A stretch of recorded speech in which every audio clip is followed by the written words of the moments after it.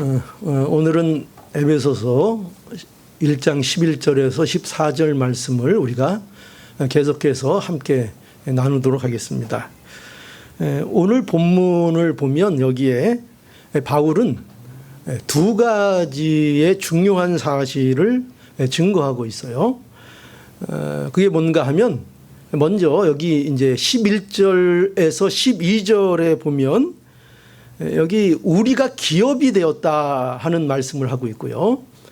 우리가 기업이 되었다 이렇게 말씀하고 있고, 그리고 이제 13절과 14절에서는 너희는 성령으로 인치심을 받은 자다 이렇게 거기 바울이 서술하고 있습니다.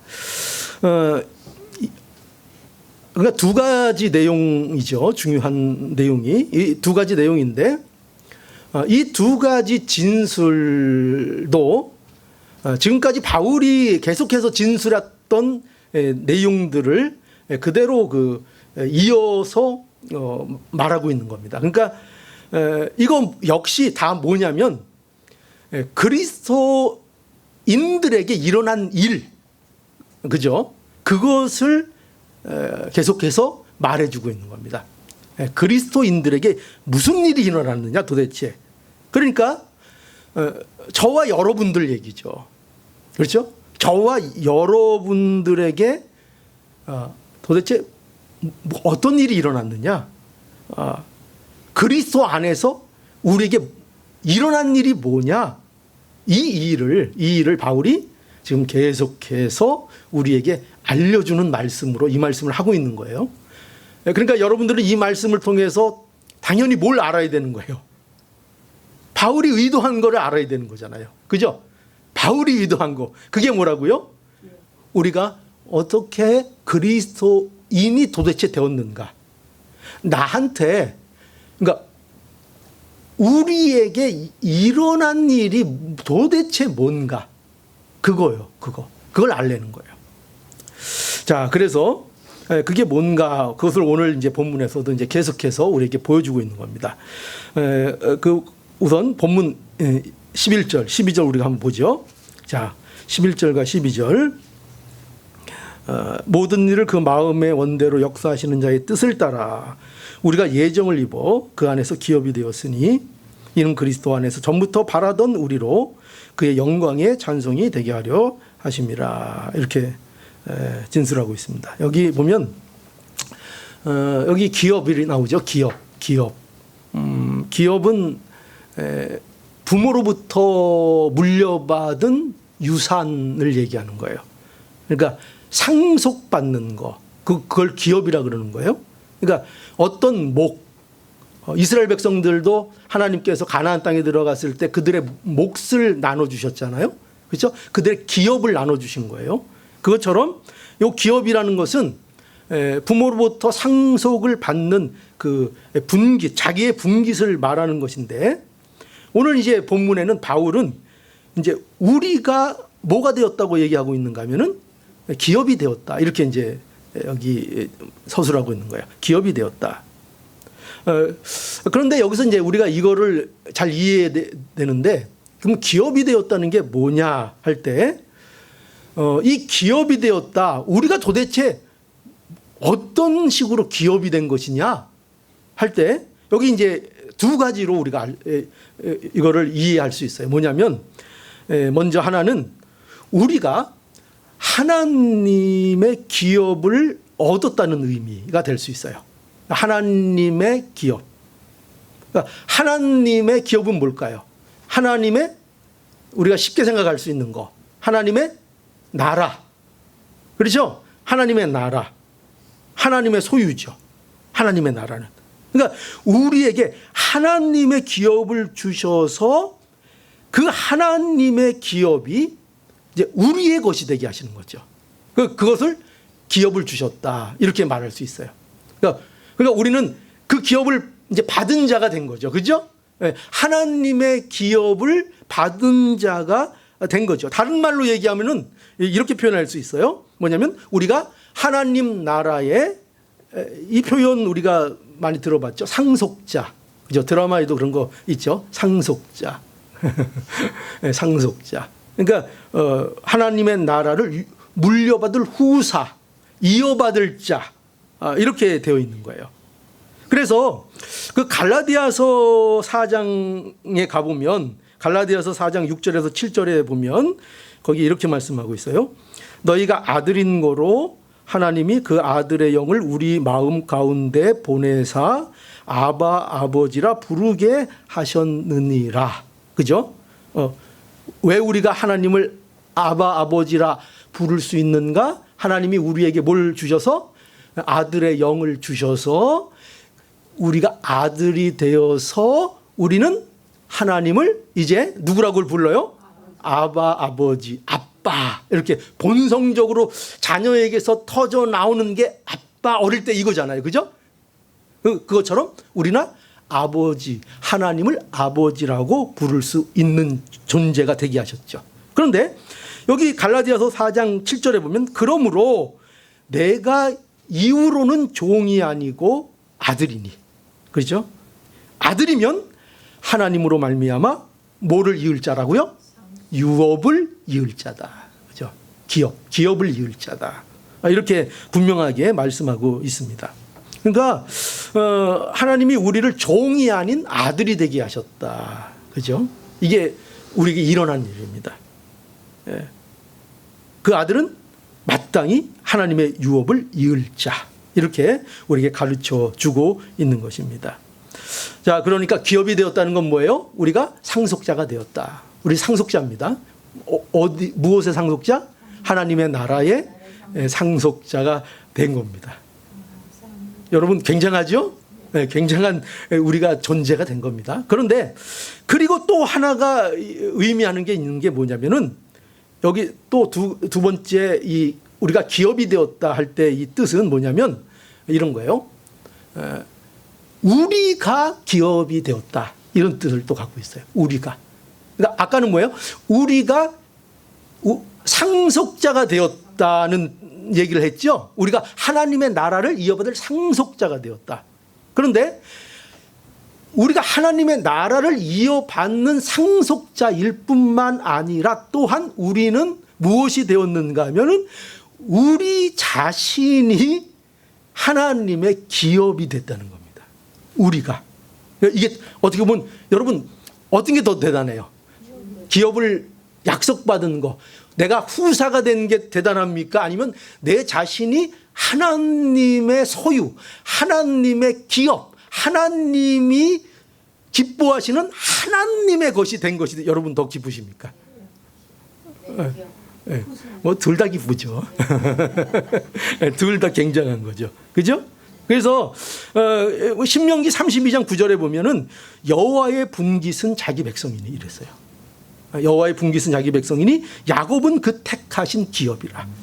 그러니까 이처럼 구약에서도 보면은요, 구약 성경 내내 강조하고 있는 하나님과 그의 백성 이스라엘의 관계가 뭐냐면은요, 내가 너의 하나님이고 너희는 나의 백성이다. 그죠? 그게 계속 강조돼 있어요. 그러니까 이스라엘 백성은 그냥 백성이 아닌 거예요. 그냥 백성이 아니라 뭐예요?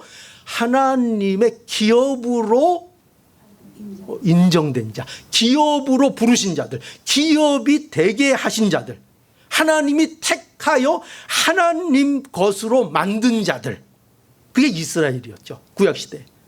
그러니까 오늘날 그 이스라엘이 누구를 얘기하는 거예요? 오늘날 우리 교회, 우리 믿는 자들, 예수 그리스도 안에 있는 자들, 그 자들이 다 뭐가 된 거예요? 이제 기업이 된 거죠. 누구의 기업? 하나님의 기업이 된 거예요. 굉장하죠. 그죠? 그래서 우리는 이 본문에서 바울이 말하는 우리가 기업이 되었다는 사실을 우리는 어떻게 이해하면 좋은가 하면은 이 두 가지 의미를 모두 말하는 것으로 보면은 좋습니다. 어떤 것을 딱 하나 이렇게 결정해서 그것으로만 굳어지는 것이 아니라 이 두 가지 의미. 그러니까 뭐예요? 우리는 하나님 나라의 상속자이면서, 그죠? 상속자이면서 동시에 우리 자신이 하나님의 기업이 된 존재, 그걸 말하고 있는 것입니다. 그거. 여러분 이게 뭐예요? 이게 그리스도인이 되었다 되었다는 거예요. 이게 그리스도인이 되면은 뭐가 된 거냐 도대체. 내가 그리스도인이 됐다고 하는데, 내가 예수를 믿는다고 하는데, 내가 거듭났다고 하는데, 그것이 구체적으로 도대체 뭐냐, 나에게 되어진 일이 뭐냐 할 때 바로 이거예요. 내가 하나님 나라의 상속자가 되었고, 내가 하나님 나라의 기업이 된 존재가 되었다 하는 거죠. 이게 바로 우리의 정체성이에요. 우리의 정체성. 그러니까 얼마나 존귀한 존재입니까? 우리는 그리스도 안에서 아들이 되었고, 그죠? 우리 앞에서 봤죠? 창세전에 우리를 택하시고, 그죠? 우리를 예정하셔서 우리가 뭐가 됐다는 거예요? 된 거지. 지금 바울은 계속 된 거를 얘기해 주고 있는 거예요. 뭐가 됐다고요? 아들이 됐다고요. 아들이 됐다. 그리고 예수 그리스도의 피로 말미암아 뭘 받았다고요? 죄사함을 받았다. 구속을 받았다. 그죠? 예수 믿는 자들이 뭐가 되어졌나를 계속 바울이 강조하고 있잖아요. 바울이. 그죠? 하나님의 기업이 오늘은 됐다는 거예요. 하나님의 기업이 됐다. 예수 그리스도 믿느냐? 거듭났느냐? 하나님을 부르는 자냐? 예배를 드리고 있느냐? 다 뭐가 됐다는 거예요? 하나님의 기업이 되었다. 여러분, 이게 굉장히 중요한 거예요. 뭐냐면 신앙에는요, 행위가 중요하죠. 그렇죠? 여러분, 신앙의 행위가 중요해요, 안 중요해요? 나무가 가실나무를 심으면 열매가 맺히는 게 중요해요, 안 중요해요? 안 중요하죠. 나무만 있으면 돼, 이렇게 주장하면 돼요? 아니죠. 나무가 과일나무면은 그 과일의 열매가 맺히는 게 너무나도 중요한 일이죠. 당연히 그래야 되죠. 그러니까 행위라는 것은 굉장히 우리의 신앙에 있어서 간과하면 안 되는 굉장히 중요한 거예요. 우리는 본질을 자꾸 얘기하다 보면은 자꾸 뭐를 자꾸 등한시하게 돼요? 열매를 등한시하고 형식을 등한시하고 어떤 보이는 것을 등한시하게 될 경우가 있어요. 본질이 중요하다고 해서 그것을 담고 있는 형식은 아무래도 된다고 생각하면 안 돼요. 왜? 성경에서 말하는 형식은, 열매는 본질을 드러내는 것으로의 열매이기 때문에 그래요. 그거기 때문에 그 열매가 나온 거예요. 성경에서 얘기하는 거는 다 그거예요. 그렇기 때문에 성경에서는 결코 사람이 취해야 되는 행위나 겉모습에 대해서 아무렇게나 해도 된다고 성경은 말하지 않아요. 본질이 중요하니까 그런 건 아무 소용없어, 이렇게 얘기하지 않아요. 왜요? 그거는 본질을 보여주는 것으로 우리에게 허락된 행위이기 때문에. 그렇죠? 그러니까 자, 다시 한번 물어요. 행위가 중요해요, 안 중요해요? 행위가 중요한 거예요. 형식이 중요해요, 안 중요해요? 중요한 거예요. 무슨 옷을 입는가 중요한 거예요, 안 중요한 거예요? 중요한 거예요. 파티 가면은 뭐 입어야 돼요? 파티복. 그죠? 나는 뭐 그런 거, 나는 신경 안 써. 그거는요, 잘난 척 하는 거예요. 신앙을 그런 식으로 이해하면 안 돼요. 그러니까 행위가 필요 없는 것은 아니에요. 행위가 중요해요. 그런데 제가 왜 이렇게 행위를 강조하는가? 그런데 그 행위보다 우선해야 되는 게 뭐라는 거예요? 뭐가 됐냐? 네, 뭐가 됐냐가 우선돼야 되는 거예요. 제가 왜 행위를 이렇게 강조했는가 하면요, 뭐가 됐냐를 더 강조하기 위해서 그렇게 강조한 거예요. 너희가 뭐가 됐냐? 도대체 무엇으로 부름을 받았냐? 내가 뭐가 됐는데 어떤 존재가 됐냐? 도대체 그것을 우리에게 말씀하고 있는 거예요. 그래서 여러분 분명하게 하세요. 행위 굉장히 중요해요. 겉모습 굉장히 중요해요. 형식 굉장히 중요해요. 그런데 그거보다 더 중요한 거는 우리가 먼저 뭐가 됐냐? 상속자. 상속자가 됐냐? 그거 물어. 그죠? 그거 내가 기업이 됐냐? 내가 그리스도인이 됐냐? 내가 하나님의 아들이 됐냐? 내가 죄사함을 받았느냐? 그 됐냐? 존재가 됐냐? 뭘 했냐가 우선이 아니에요. 뭘 했냐가 우선이 아니라 네가 먼저 뭐가 됐냐? 그걸 계속 물어보고 있는 거예요. 성경은 계속 그걸 확인해요. 뭐를 우리에게 명령하고 뭐를 시키기 전에 성경은 계속 불러오는 게 뭐냐면, 네가 그래서 이거를 너에게 시키는데 네가 이걸 듣는, 이 명령을 듣는 너는 이런 사람이 됐냐? 그런 존재가 됐냐? 그죠? 남자 보고 뭐라 그래요? 야, 좀 남자다워라 봐. 그죠? 여자 보고 좀 남자다워 봐. 이래요? 남자다워 봐. 그럼 누구한테 얘기하는 거예요? 남자니까. 남자가 됐으니까. 남자니까. 그죠? 남자니까 좀 남자다워 봐. 그 명령이 주어지는 거예요. 그 말이 주어지는 거예요. 우리에게 있어서 행위가 그러는 거예요. 됐냐? 아들이 됐냐? 구속함을 받았느냐? 기업이 됐느냐? 됐으면 그것으로 인하여 열매 맺는 삶으로 나아가라. 그러면 순종해라. 그러면 이 말씀 너 지켜야 된다. 그러면 이 말씀으로 너의 기준을 삼아야 된다. 그러면서 말씀을 우리에게 계속 주시는 거예요. 그래서 우리의 존재, 무엇이 됐냐 중요한 거예요. 그런데요, 여기에서 또 더 중요한 게 하나 있어요. 그게 뭐냐면요, 이제 어떤 존재가 됐으면 그 존재가 무엇이 됐는지를 알아야 하는 거예요. 알아야 하는 거. 알아야 하는 거. 왜냐하면 신앙은요, 내가 신앙의 존재가 되지 않고는, 그리고 무엇이 되었는지를 모르고는 할 수 없는 게 뭐냐? 기독교 신앙이에요. 여러분 명심하세요.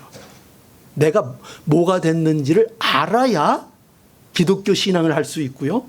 내가 우선 뭐가 됐는가가부터 중요하죠. 됐는데 그 된 것으로 끝난 것이 아니라 내가 무엇이 됐는가를 바로 알아야 그 아는 것을 통해서 신앙이라는 게 시작이 되는 거예요.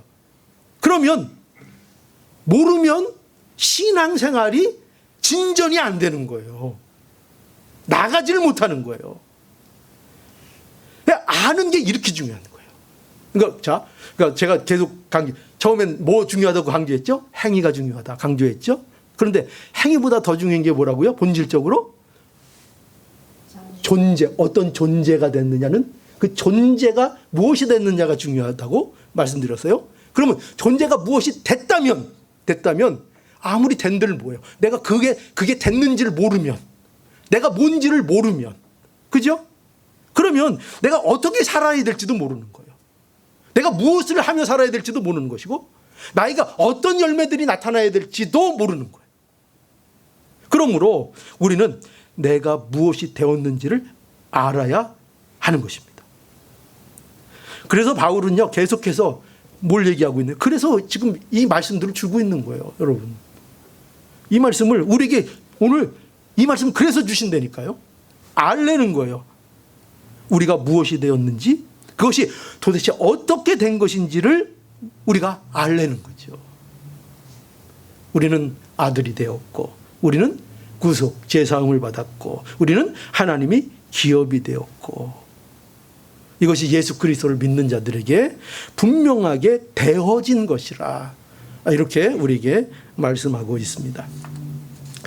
자, 오늘 그 본문 11절 다시 한번 볼까요? 본문 11절. 여러분, 한번 다시 한번 봐요. 자, 본문 11절.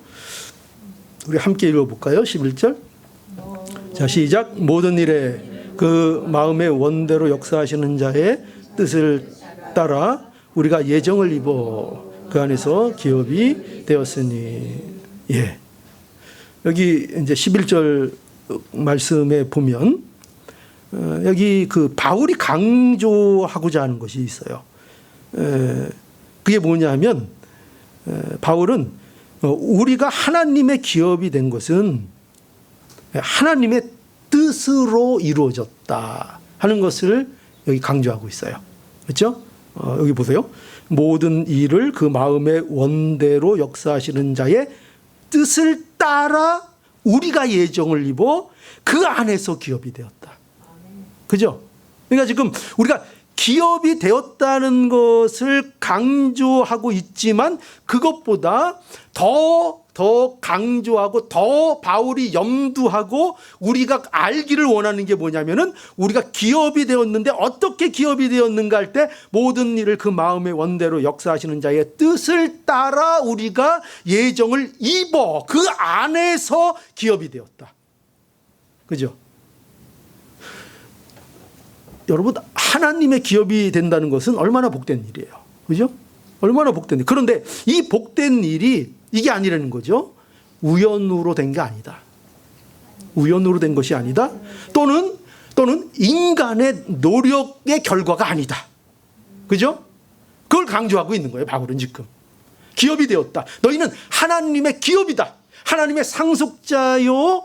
하나님 나라, 하나님의 기업, 그 존재가 되었다고 말하면서 그 복된 일이 어떻게 이루어졌는가?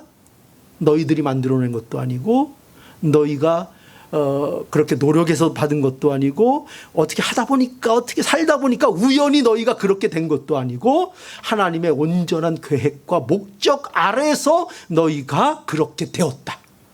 그거 강조하고 있는 거예요, 바울이. 우리가 그걸 알기를 원하는 거예요. 온전히 하나님의 계획과 하나님의 의지의 결과로 하나님의 기업이 되었다. 그런데 그것이 하나님, 그분으로 인하여 된 것이다. 이것을 우리에게 강조하고 있고 이것을 알기를 오늘 원하고 계신 것입니다. 그런데 이거 왜 알아야 될까요? 이 사실. 이거 우리가 기업이 되었구나. 근데 그거 하나님이 하셨네. 그렇죠? 그 얘기 하고 있잖아요. 그죠? 근데 이거를 우리가 왜 알아야 돼요? 이 사실을 왜 알아야 되는가? 이것을 우리가 왜 알아야 되는가 하면은 우리의 현실 때문에 그래요. 우리의 현실. 우리는요, 지금 우리의 현실에 흔들리며 산다고요.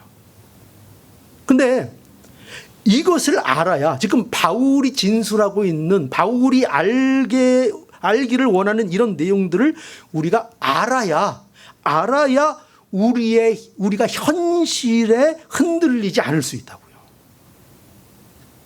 여러분 어떠세요? 현실이 여러분 흔들지 않으세요? 안 흔들고 있어요? 현실이?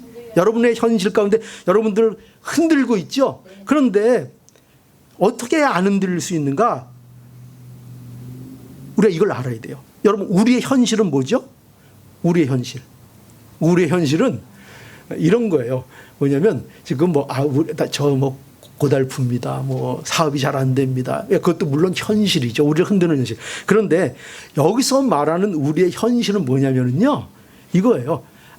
이미와 아직 사이예요. 이미와 아직 사이. 거기에 우리가 있다는 거예요. 이게 우리의 현실이에요. 그러니까 보세요. 이게 무슨 말인가 하면 우리는 이미 뭐가 됐어요? 하나님의 아들이 되었어요. 그렇죠? 이미 우리는 구속함을 받았어요. 이미 우리는 기업이 되었어요. 근데 아직이에요. 뭐가 아직이에요? 아직 그 영광의 풍성함에 온전히 우리가 들어가지 못했어요. 그죠? 우리 주위 보세요. 내 자신도 보세요. 온전히 그 세계에 들어갔어요, 여러분들? 완성됐어요? 그죠? 우리 얼마나 연약하고 얼마나 부족해요.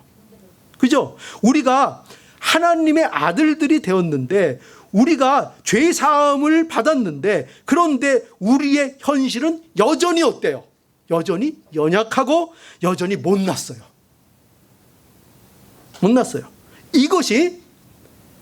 이게 현실이에요. 저와 여러분들의 현실이고 현 위치예요. 그래서 무슨 생각을 하게 돼요? 정말 맞아? 내가 하나님 나라의 상속자 맞아? 내가 이렇게 못났는데? 내가 이렇게 연약한데? 정말 하나님 나라를 상속받을 수 있을까? 내가 도대체 하나님 나라의 기업이 된 존재라고? 하는 생각이 자꾸 들어가는 거예요, 우리에게. 그러나 우리에게 생각해 보라는 거예요. 뭘 생각해 보라는 거죠? 우리가 되어진 일을 누가 시작했는가? 생각해 보라는 거예요. 누가 이 일을 시작했는가? 누가 이 일을 성취했는가? 누가 이 일을 보증하고 있는가? 이 일을 누가 붙들고 이 일을 진행시키고 만들어 나가고 다듬고 계신가? 누가 그 일을 하고 계신가를 생각해 보라는 거예요. 오늘 이 말씀을 통해서. 하나님, 그분이. 그죠? 그래서 우리의 연약함과 우리의 못남이요, 우리를 실패하게 하지 못한다는 거예요. 결론은 그거예요. 바울이 계속 이런 사실을 우리에게 진술하고 그가 전해주는 사실은 이것을 우리에게 알게 하시기 위한 거예요. 우리 연약하다. 우리는 부족하다. 우리의 못난 것, 우리는 우리의 삶 속에서 너무나도 많이 발견하게 된다. 그러나 그런 못남이 우리를 실패하게 만들지는 못한다. 이게 성경이 우리에게 복음 안에서 약속하는 거예요. 우리가 하나님의 기업이 된 일의 설계자가 누구라고요? 하나님이세요. 하나님이 설계하신 그 일을 누가 실행하셨다고요? 누가 순종하셨다고요? 예수 그리스도께서. 그리고 그 일을 우리의 것이 되도록 누가 도와주신다고요?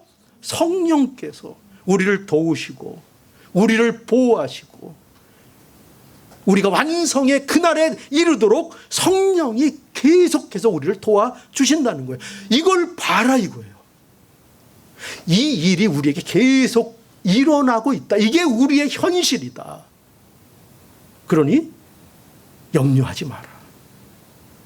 우리에게 있어서 때로는 고통, 때로는 넘어짐, 때로는 고난, 우리의 연약함, 우리에게 있을 수 있지만 그 일로 인하여 우리가 실패하거나 그 일로 인하여 하나님의 구원 사역에서 우리가 이탈되거나 그러한 일은 우리에게는 결단코 일어나지 않는다. 왜? 누가 계획하셨다고요? 하나님. 누가 실행하셨다고요? 예수 그리스도. 누가 보호하신다고요? 성령님이.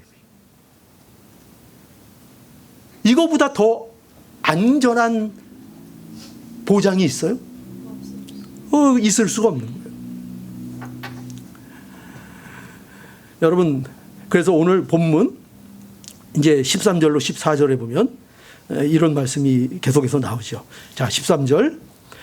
그 안에서 너희도 진리의 말씀 곧 너희의 구원의 복음을 듣고 그 안에서 또한 믿어 약속의 성령으로 인치심을 받았으니 14절 이는 우리의 기업의 보증이 되사 그 얻으신 것을 구속하시고 그의 영광을 찬미하게 하려 하심이라. 보세요. 여기 여러분 읽으면 뭐가 느껴져요? 뭐가 느껴져? 아무것도 안 느껴져요? 그냥 검은 거 글씨 같아요? 아무것도 안 느껴져요? 감정이 없어요? 뭐가 느껴져요? 하나님의 사랑, 하나님의 의지, 그죠? 하나님의 결단 느껴져요? 느껴지기를 원해요. 이 말씀 속에서 그것이 여러분들에게 느껴져야 돼요. 아니, 그거를 느끼는 사람으로 우리가 부름을 받은 거예요. 그게 우리에게 주신 특권이에요. 이 말씀 속에서 하나님의 의지를 보고 우리가 얼마나 복된 존재인가를 알게 되는 거예요. 여기 보세요. 바울은요, 여기 뭐라고 돼 있어요? 너희도 성령으로 인치심을 받았대요. 성령으로 인치심을 받았다. 여러분, 인친다 이렇게 표현하고 있죠. 인친다. 인치는 게 뭐냐면요, 인치는 거는 쉽게 얘기하면 도장 찍는 거예요. 도장 아시죠? 도장 찍는 건데, 도장을 찍는다는 것은 이게 어떤 의미의 도장 찍음을 얘기하는 건가 하면요, 이거예요. 진짜다 이거예요. 진짜다 이런 표시예요. 진짜다, 이거 진짜다라고 표시를 하는 도장을 얘기하는 거예요. 진짜다. 그러니까 여러분, 예전에는 오늘날처럼 이렇게 뭐 스마트폰 이런 거 쓴 게 아니라 예전에는 편지 많이 주고받았죠. 특별히 예전에는 중요한 사안들 고대 시대에는 편지로서 주고받았어요. 그런데 중요한 내용의 편지를 보낼 때 그 내용을 다른 사람들이 보지 못하도록 어떻게 했는가 하면은 편지 봉투를 딱 봉하고 거기에다가 밀랍을 부어서, 입구에 밀랍을 부어서 거기에다가 뭐를 찍었어요? 자기 표시가 되는 인을 딱 찍은 거예요. 그죠? 밀랍에. 그죠? 요새 예전 향수를 이렇게 생각하시고 좀 멋을 좀 내실 줄 아는 분들은요, 보면 그렇게 카드를 보내시는 분들이 있더라고요. 그거 봐도 굉장히 기분 좋아요. 저한테만 그렇게 특별히 주시는 것 같아가지고 이렇게 인 도장 이렇게 탁 찍어서 이렇게 해서 왜 찍어요? 그 인을 거기 밀랍으로 봉해서 그 위에다가 그거 왜 찍죠? 그렇게 해가지고 뭐를 보장하는 거예요? 이것은 다른 사람들이 보지 않고, 그죠? 그 안에 있는 내용이 변질되지 않도록 이것이 순수하게 전해지도록 도장을 찍은 거죠. 그죠? 그래서 그거 뜯어보면 이제 다른 사람이 뜯어봤다는 거 알게 되고 모르게 되는 거예요. 알게 되는 거죠. 왜냐하면 자기 도장으로 해가지고 밀봉을 딱 했는데 누가 뜯어보면 그걸 회복할 수 없잖아요. 그러니까 그게 인이 찍혔다는 것은 뭐예요? 그게 안 뜯겨서 그 내용이 진짜고 보낸 사람의 의도가 그대로 나에게 전달됐다는 것이 확인되는 도장인 거예요. 그렇죠? 그 도장을 얘기하는 거예요. 그래서 인침을 받은 물건이 본래 그대로 운반되었다고 보장되는 것이 그 바로 인이에요. 인.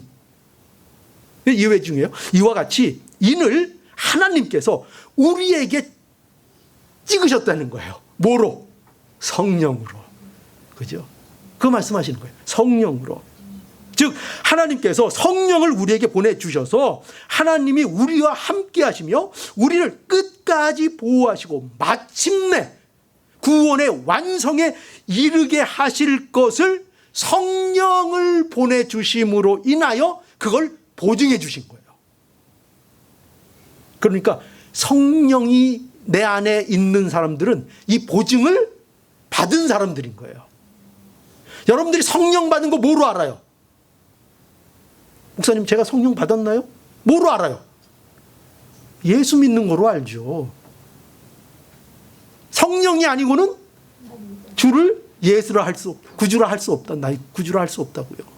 그러니까 예수가 나의 구주임을 믿는 자들에게는 이미 뭐가 그 안에 있는 거예요? 성령께서, 약속하신 성령께서 그 안에 내주에 있는 거예요. 우리 안에 성령이 함께 하시는 거예요. 그거를 약속하고 있어요. 그 성령께서 우리를 보증하신다고요. 그날까지 우리가 완성되어 이탈하지 않고 보존되어서 하나님의 백성으로 완성될 것을, 목이 다 메네요. 완성될 것을 보증하신다고요. 성령으로. 그래서 14절에도 보면 이는 우리의 기업의 보증이 되사 그 얻으신 것을 구속하시고 그 영광을 찬미하게 하려 하시는 것이라. 우리가 하나님의 기업인 것과 하나님의 후사로 하나님의 나라를 상속받을 것을 성령이 보증하시고 반드시 구속을 완성하시며 하나님의 영광을 나타내는 자로 하나님께서 만드신다는 거예요. 이게 약속이에요. 그러니 에베소서 4장 30절에 보니까 하나님의 성령을 근심하게 하지 말라. 그 안에서 너희가 구속의 날까지 인치심을 받았느니라. 그죠? 여러분, 그런데 보니까 바울이 이 성령에 대해서 강조하면서 여기 하나 또 아주 중요하게 거론하고 있는 것이 뭐냐면 그 13절 한번 다시 볼까요? 13절에 다시 보면 13절 그 안에서 너희도 진리의 말씀 곧 너희의 구원의 복음을 듣고 그 안에서 또한 믿어 여기 보니까 약속의 성령으로 인치심을 받았다. 이렇게 돼 있죠. 약속의 성령으로 인치심을 받았다. 바울은 성령을 약속의 성령이라 이렇게 지금 얘기하고 있어요. 그죠? 약속의 성령. 왜 약속의 성령일까요? 그냥 성령이라고 하면 되는데 하나님이 우리에게 주신 성령은, 여기서 말하고 있는 성령은 왜? 약속으로 우리에게 온, 무슨 약속? 예수 그리스도께서 약속하신 그 성령. 그죠? 바울이 그거를 강조하고 싶은 거예요.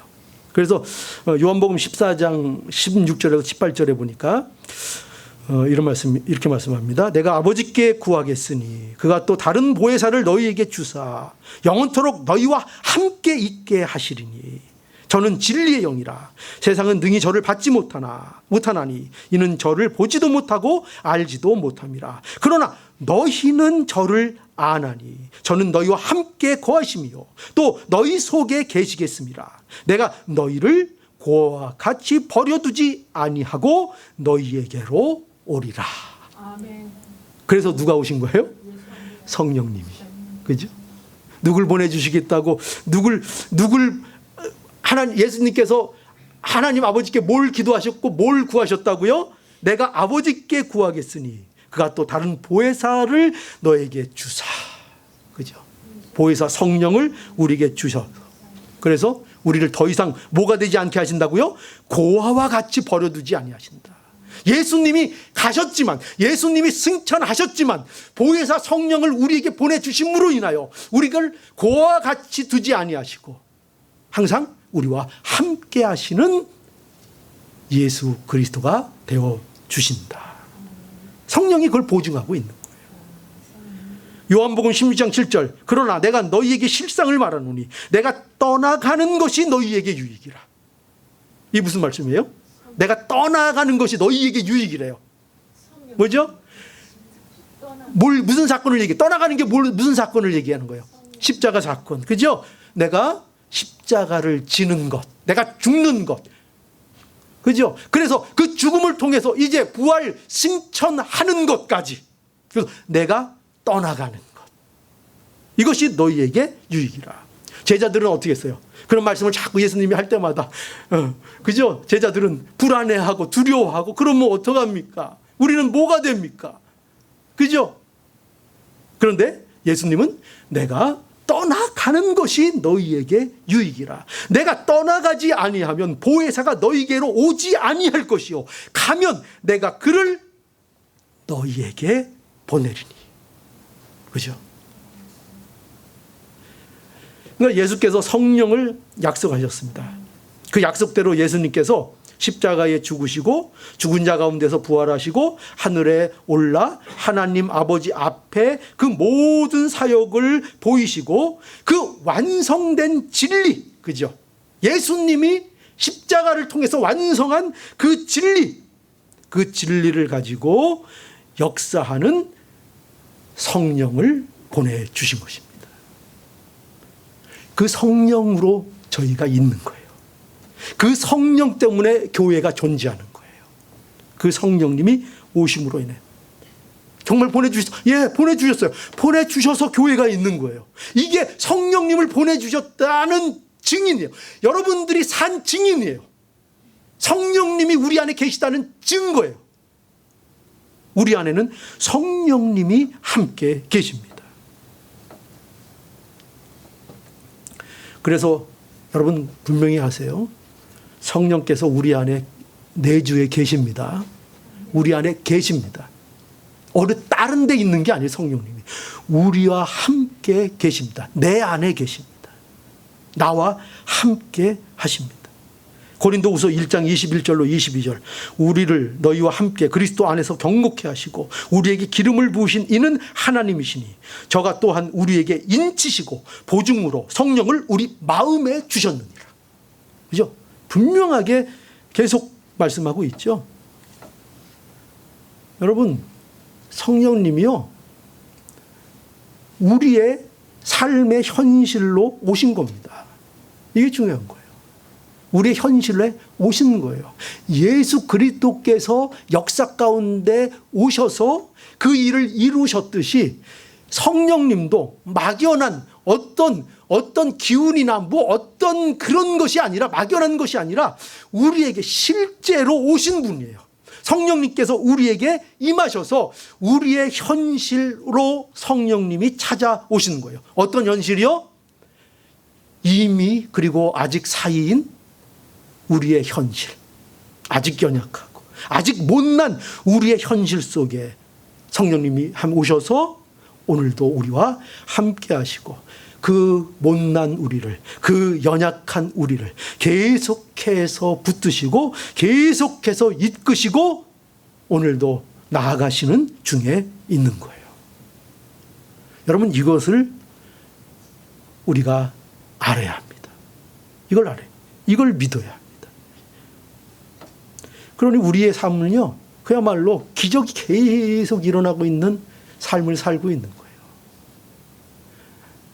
여러분, 이거보다 더 큰 기적을 바라면요, 여러분들은요, 욕심쟁이에요. 욕심. 우리에게 얼마나 큰 기적이 이미 임했는지요. 왜 우리가 불만과 불평들이 우리에겐 끊이지 않을까요? 왜요? 몰라서. 내가 어떤 존재인지를 몰라서. 하나님께서 내게 무엇을 이루어 주셨는지를 몰라서. 없어서가 아니라 몰라서. 전 그렇게 믿고 싶어요. 언제나 성도들에 대해서. 물론 불신자들은 없어서겠죠. 그러나 우리 믿는 자들은 때로는 망각할 때도 있고 잃어버릴 때도 있고 그것을 미처 아직 알지 못하는 때도 있어요. 그러니까 우리는 그것을 점점 말씀을 통해서 알아나가는 것입니다. 하나님은요, 우리를 끝까지 책임져 주십니다. 그거 알려는 거예요. 여러분들 이거 다른 거 다 잊어버리셨어요? 이거 한마디, 이 한 줄을 여러분들이 기억하면 돼요. 왜 바울이 지금 3절에서부터 14절까지 찬송하리라도 시작해서 우리에게 어떤 일이 일어났는가를 계속 강조하고 반복해서 말해주고 있는가? 뭐 때문에 그럴까요? 하나님이 우리를 끝까지 책임지신다. 봐라. 끝까지 책임지신다. 바울은 이 말씀을 진술하고 있는 이유가 바로 이것을 알게 하시기 위한 겁니다. 여러분, 우리는요, 너무나도 놀라운 존재가 되었지만 그래도 여전히 넘어지는 거 인정합니다. 저 역시도 마찬가지예요. 여전히 넘어지기도 하고 여전히 흔들리기도 하고 여전히 저는 이 표현이 다른 분들은 어떻게 느끼실지 모르는데 너무 마음에 들어서 계속 반복해요. 근데 여러분들은 불쾌할 수 있어요. 못난 짓. 근데 저는 이 말이 너무 은혜스러워요. 왜냐하면 저는 지금까지 태어나서 한 일은 늘 못난 짓이었거든요. 여러분들은 생각이 들으세요? 목사님, 전 아닌데요. 참 이러면 곤란해요. 못난 짓. 우리는 끊임없이 못난 짓을 해요. 끊임없이. 그러나 중요한 것은 뭐라고요? 그러나 하나님은 우리를 결코 포기하지 않으신다. 그러니까 성도들의 삶은요, 제발 단편적으로 판단을 내리지 말아주세요. 만약에요, 하나님이 우리를 그렇게 판단하시면요, 우리는 정말 가망이 없어요. 너 지금 뭐하니? 너 끝났다. 하나님은요, 결코 우리를요, 그저 눈앞에 보이는 하나의 사건 단편으로 보고 판단하고 정지하지 않으세요. 하나님은요, 우리의 나고 자라고 크고 배우고 익히고 경험하고 한 모든 것들을 하나님은 다 아시고 그 안에서 우리가 누구인지를 하나님은 완벽하게 읽어내시며 하나님은 완벽하게 우리를 이해하시며 하나님은 우리를 어떻게 대해야 하실지를 완벽하게 아시며 우리를 대우하고 계세요. 여러분, 이거를 여러분이 믿으셔야 합니다. 하나님이 여러분들을 대접하고 계세요. 하나님이 여러분들을 귀한 존재로 대접하고 계시다는 걸 아셔야 돼요. 우리가 이 사실을 알지 못하면 기독교가 우리에게 주는 풍성한 복과 그 의미들을 우리는 다 잡아내지도 못하고 늘 믿는다고 하면서 세상에 질질 끌려다니는 모습 밖에는 만들어내지 못할 거예요. 물론 그렇다고 천국 못 가느냐? 전 그렇게 생각하지 않아요. 가겠죠.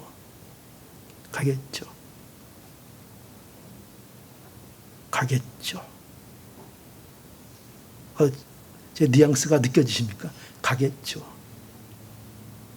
여러분, 우리는요, 하나님이 우리를 포기하지 않으신다는 이 사실을 믿으시고, 하나님이 포기하지 않으시기 때문에 우리가 고달프다는 것도 알아야 돼요.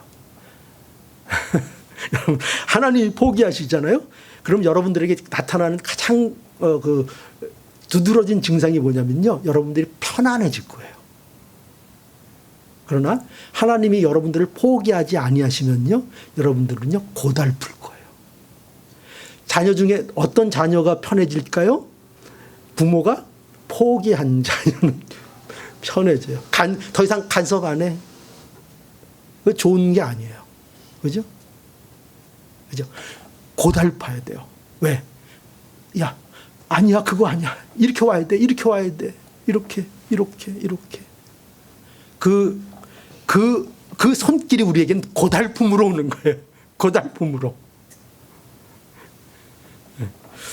여러분들이 고달픔을 느끼시면 지금 하나님이 여러분들을 계속해서 실패하지 않도록 보호하고 계시다는 증거라는 것을 여러분들이 아시고, 오늘 이 말씀이 우리가 무엇이 되었는지를 분명하게 확인되는 말씀이 되기를 원해요.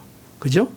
그래서 우리를 이 말씀이 분발케 하는 힘이 되어서 오늘도 한 걸음을 전진할 수 있게 만드는 하나님의 복된 말씀으로 여러분 마음에 새겨지기를 간절히 바랍니다. 예, 기도하시겠습니다.